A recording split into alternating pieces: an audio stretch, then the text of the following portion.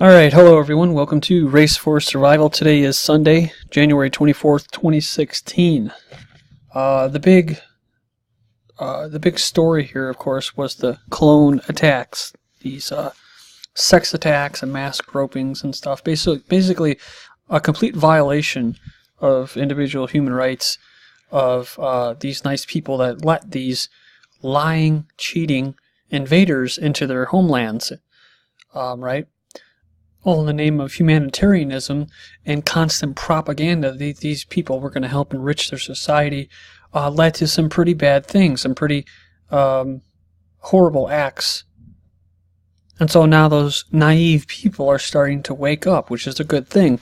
It also just really showed that this policy, this open immigration policy, is not going to work. We all knew that, and we know that now. It's just that more people are going to start realizing that.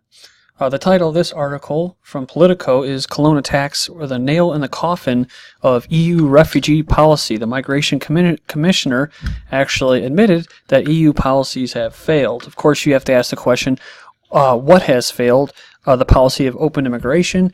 So maybe they need to go back to the drawing board and find out, how do we get these third world people into a first world European democratic society and make it all work. So that's what they have to succeed at. More European nations are barring the door to migrants. This is from the Washington Post from 2 days ago. Alarmed by the vast numbers, Sweden and Denmark imposed fresh controls this month on what were supposed to be once open borders. Originally it was open borders for Europeans, and then it was open borders for the whole world. And then when they did that, they realized that, wow, these people are just flat out lying. They're not asylum seekers. They're not fleeing from war. They're just opportunists that are also coming with an agenda as well. That kind of wish-washy liberal ideology is it's just not working in reality anymore. So Nordic, just for basic security concerns, they're having to clamp down a little bit. You know, because what happens when you have a bunch of unemployed people from the third world with nothing better to do? They're going to go around, start groping, raping women, and blowing crap up. Nordic asylum claims drop after border moves. Basically, they show that the number of asylum claims in the Nordic countries have fallen sharply after border controls were introduced. And I'm sure Japan and their elites and their politicians are just sitting back in their chairs, just laughing their asses off at Europe. Right now, Japan, 99% of refugee claims have been rejected, so they allow in about 1% of the refugees that apply there. Japan accepted only 27 refugees last year and rejected almost all of the applications. So 5 of them were Syrian. They had one from Afghanistan, Ethiopia, and Sri Lanka. So probably people that were actually fleeing war. And you'll see articles about how this immigration, this invasion, is going to be such a great thing for the economy, for an aging population of indigenous Europeans.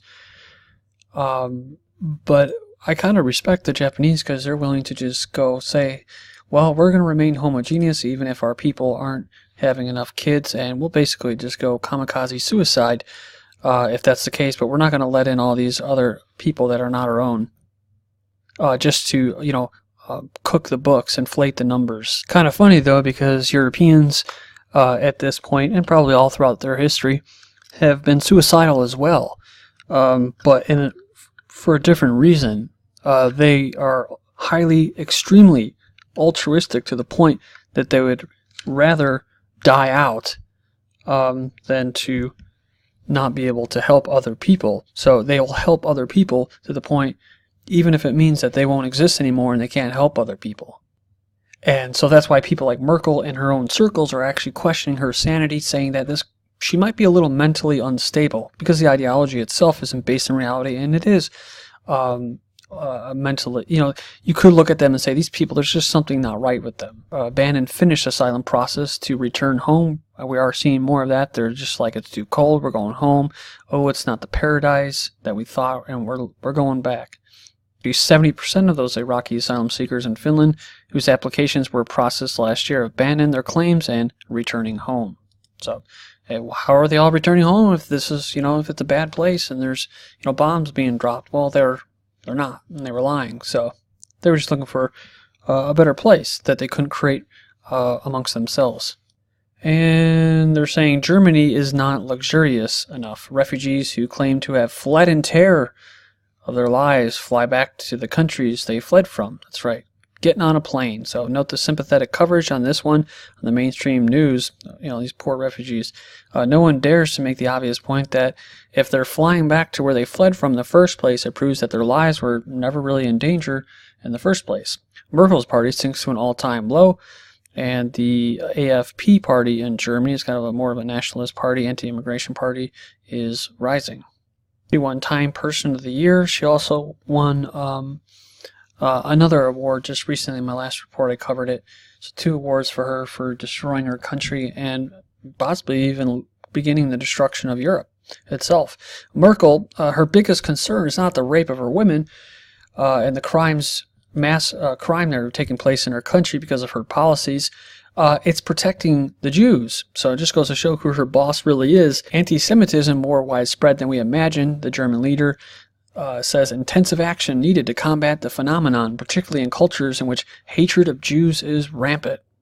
You mean those same cultures that you're allowing in your country? That opportunity that you were talking about on New Year's? No intensive action needed to close the damn borders and get this thing under control.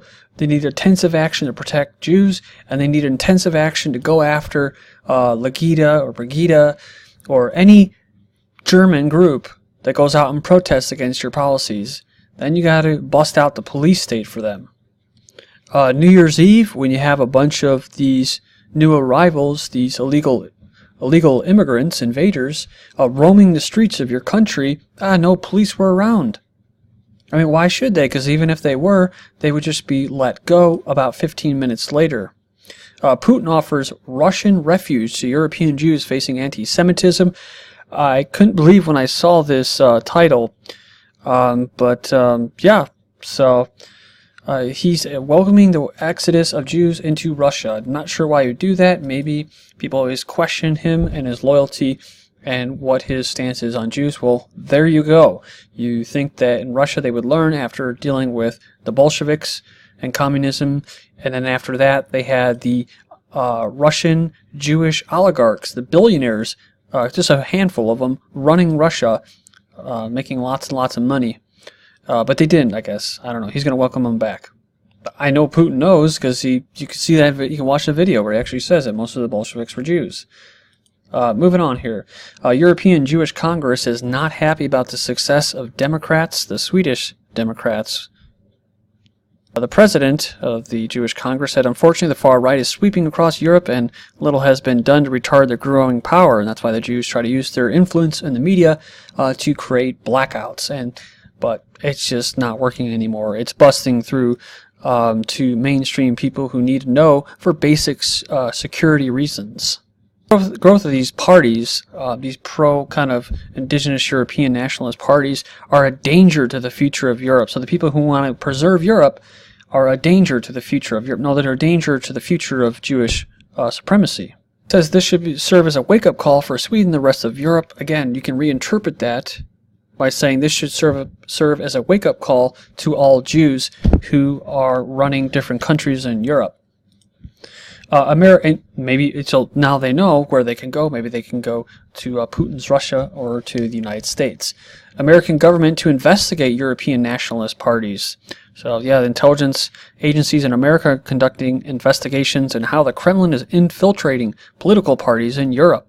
But it's kind of funny because they said officials declined to say which parties come into probe, but it's thought likely to include far-right groups, including the party in Hungary, the Jaka Party, Golden Dawn in Greece, and Northern League in Italy, and France's Front National, who received funds from a bank, basically a loan from a Russian bank in 2014.